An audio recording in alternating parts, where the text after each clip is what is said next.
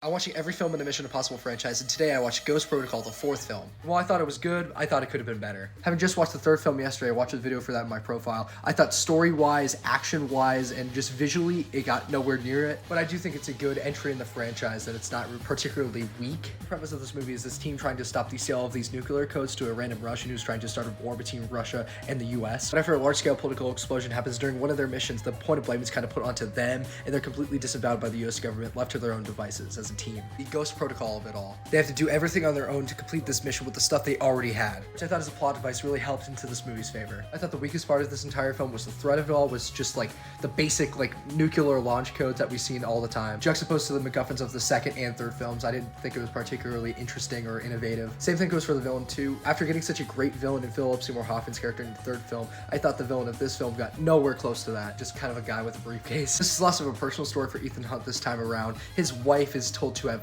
left him. He starts out the film in a prison, and I was worrying it would ban a lot of the story elements that made the third film really great, and it does come back around to it, but in the end. All of those elements are sprinkled throughout the rest of the film, largely related to Jeremy Renner's character Brandt. This team aspect here, besides the fact that Luther is not in it, I thought was the strongest of the franchise so far. They made the great decision to bring Simon Pegg's character Benji into a main kind of supporting character role, and I thought that was great. His relationship and rapport with Ethan Hunt is just one of the best parts of this franchise for me personally. Really get a good female character in Agent Carter, or Jane, not the Agent Carter, finally, which I think has kind of been one of the weaker points of the franchise so far, especially with Mission Impossible 2. Once again, Jeremy Renner is a new character who was initially meant to take on kind of the main character role later down in the franchise. They didn't end up doing that, but he's a good addition to the main team. I already mentioned that I was kind of less interested in the plot. It's a good enough plot to work. Action-wise, besides the big Burj Khalifa scene, I didn't think that a lot of it was very memorable. There's this really good scene in the beginning of the film involving sneaking into the Kremlin that is unfortunately kind of ruined by this dodgy CGI shot. I think unfortunately it was a lot less visually interesting as the previous entries, or less I think playing it safe. I was really looking forward to how Brad Bird, the director of the Incredibles films, Ratatouille, The Iron Giant,